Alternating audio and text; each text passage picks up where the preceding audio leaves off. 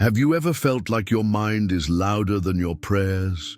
Like you're doing everything you know how to do, reading, praying, trusting, and yet the darkness still whispers. Those thoughts that no one sees, that voice that tells you you're not enough, that you're failing, that it's never going to change. Let me tell you something with all the weight of heaven behind it. You are not broken. You are under attack. This is not weakness. It's war. And if your mind is a battlefield, then the Word of God is not just a shield, it's a sword. This video is for those who smile on the outside, but bleed in silence. For those who are tired of pretending everything's okay when deep down the storm is constant. You don't need another cliche. You need a breakthrough. You need clarity. And more than anything, you need truth that sets you free. So stay close, because what you're about to hear could shift something eternal inside you. We're not here to play church. We're here to declare war on every thought that's not from God. Let's walk this path together, from chaos to clarity, from torment to peace, from lies to truth that heals. And if your heart is already stirring, if something in you knows this, word is for you. Give this video a like, subscribe if you haven't already, and comment below. I trust your timing, God. Why? Because trusting His timing is how you silence the panic. It's how you tell your mind, you don't lead. Me, He does. Let's begin. There's a dangerous assumption many believers make, that every thought they have is their own. But what if I told you some of the loudest voices in your mind never belonged to you in the first place? You see, the enemy doesn't knock on the front door of your heart wearing a red suit and carrying a pitchfork. No, he whispers through disguise, through repetition, through thoughts that feel familiar, but were never truly yours. Have you ever caught yourself thinking, I'll never be free from this. I mess everything up. Maybe I'm too broken for God to use. Let me tell you a truth that might just break chains. Your enemy sounds a lot like your own voice. Because if he can get you to believe a lie sounds like your thought, you'll never question it. You'll repeat it. You'll meditate on it. You'll carry it like a truth, when all along it was poison dressed in your tone. But here's the key. God never speaks in shame. He never condemns. He convicts. Yes, He corrects. Yes. But His voice brings clarity, not confusion. Peace, not panic. Stillness, not torment. Even the most faithful face battles in the mind. Even the strongest warriors wake up some mornings wondering why the weight hasn't lifted. You are not alone, and you are not weak for having these thoughts. You are human, and you are being targeted. Because a mind filled with truth is a threat. That's why this battle is so fierce. That's why the lies feel so constant. Because the moment you learn to identify the voice, you start taking back ground that the enemy has occupied for far too long. So ask yourself, who told me I'm not good enough? Who convinced me it's too late for me? Who keeps replaying my past when God already forgave it? When you start questioning the source, you start silencing the lie. And here's the mystery most never realize. The enemy can't create. He can only corrupt. He takes something innocent and twists it just enough to plant fear where there should be faith. He takes your imagination and hijacks it into a weapon against you. But now you know. Now you see it. And once something is exposed, it loses power. So, lean in, because what comes next will show you not just how to recognize the lie, but how to replace it with a voice far greater. A voice that restores everything the lies tried to destroy. There's something terrifying about silence. Not the kind that brings peace, but the kind that leaves space for whispers. And the enemy is a master of repetition. He knows that he doesn't need new lies. He just needs old ones said often. Enough for you to stop questioning them. What's the one thought that always seems to return, no matter how many sermons you've watched or prayers you've prayed? I'm not good enough. I always mess things up. God must be disappointed in me. I'll never get better. Let me say this with clarity. Lies don't have to be true to feel real. They just need to echo long enough until you stop recognizing them for what they are. Because if the devil can get you to adopt the same thought over and over again, he doesn't even need to fight you anymore. You'll start fighting yourself. Take a moment, right now, and name the lie. Whisper it under your breath if you have to, because bringing it into the light is the first blow against it. What have you allowed to live in your mind, rent-free? What thought has you rehearsing? Failure before you even try. What lie has wrapped itself around your identity, masquerading as just the way you are? This isn't just about thinking differently. This is about detaching from something demonic that pretended to be personal. Let's be honest. Some of these lies have been with you for years, whispered to you as a child, reinforced by moments of trauma, agreed with in your weakest seasons, and now they feel like truth, not because they are, but because they're familiar.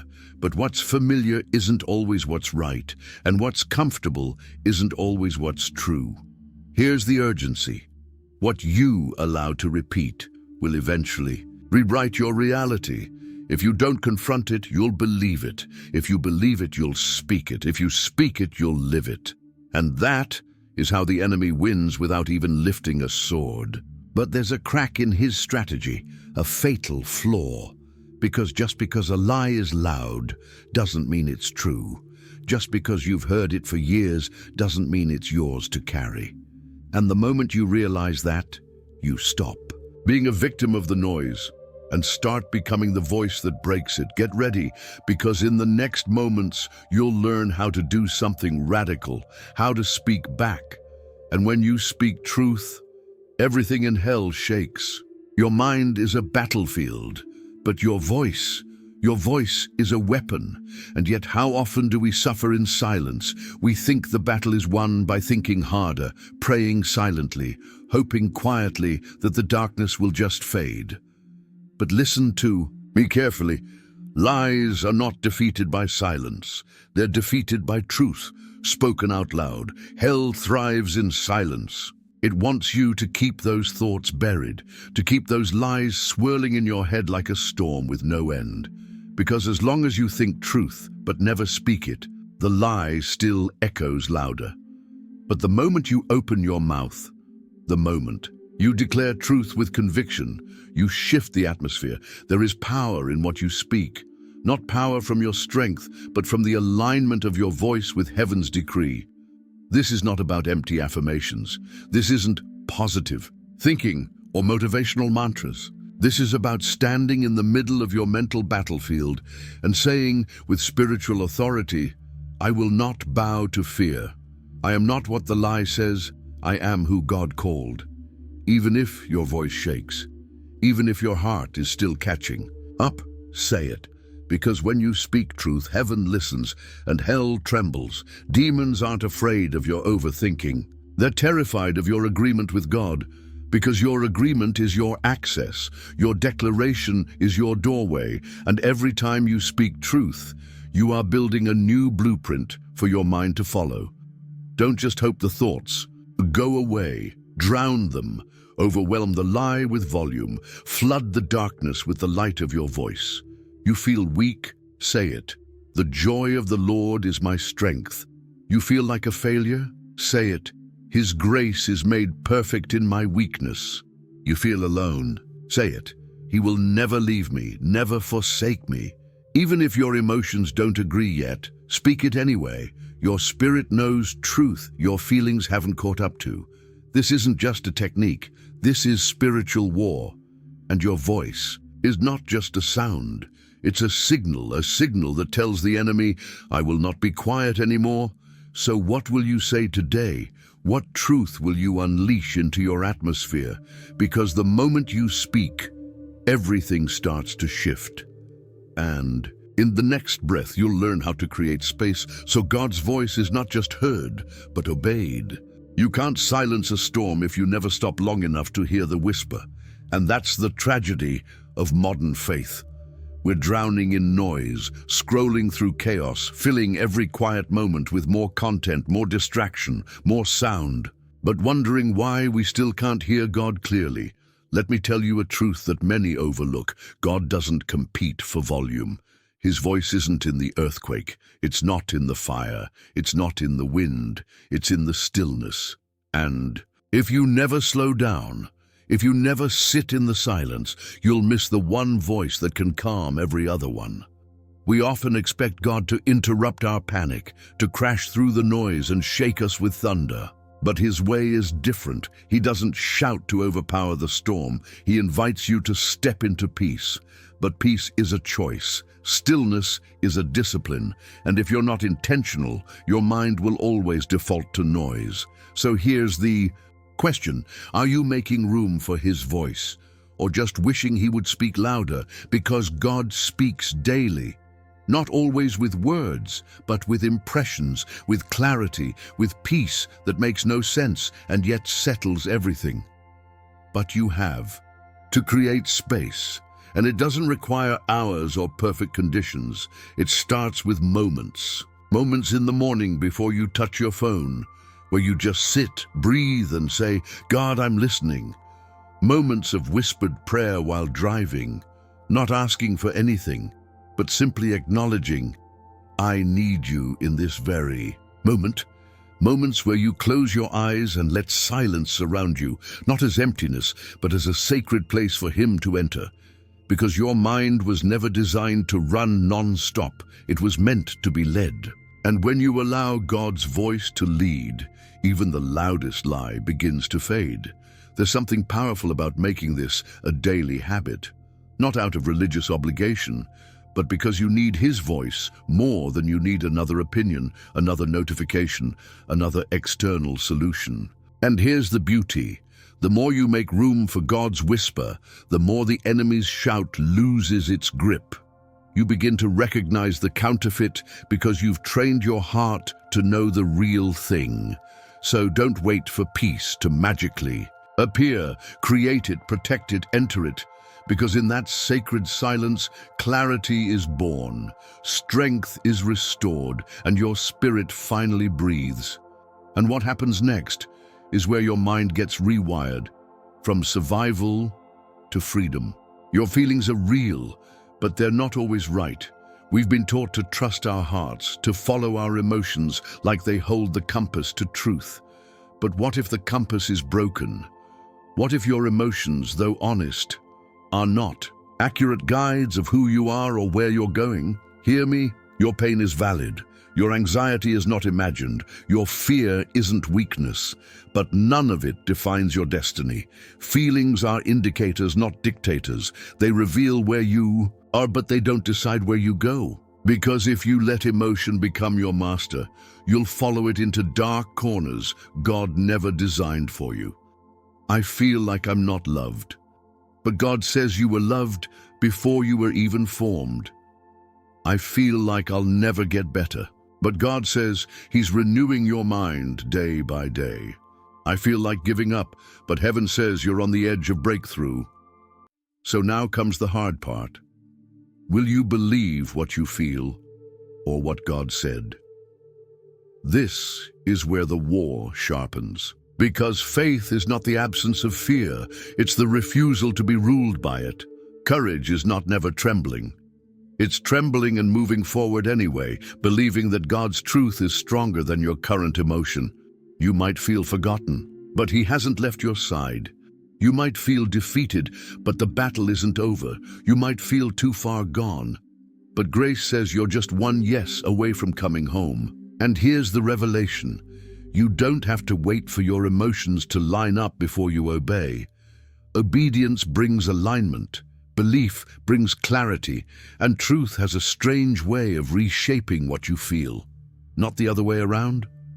Your mind doesn't have to stay the way it is. You are not trapped. You are not permanently broken. You are not the sum of your worst thoughts. A new chapter is not only possible, it's being written right now. And if you keep listening, you'll hear the sound of chains loosening, not just in your life, but in your mind. You are not your thoughts. You are not the voice of fear. You are not the echo of the past. You are who God says you are, and He calls you chosen. He calls you beloved. He calls you renewed.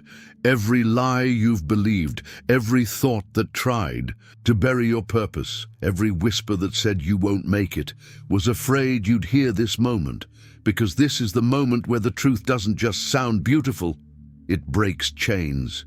You've spent too long at war with your own mind, but the war ends where truth begins.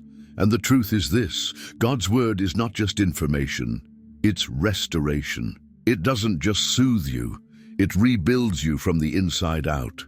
You were never meant to live a life tormented by thoughts.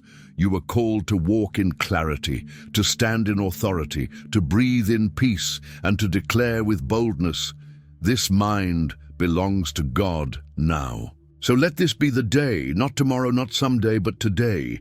You stop listening to the lie and start living the truth. Let this be the day your voice speaks louder than the voices in your head.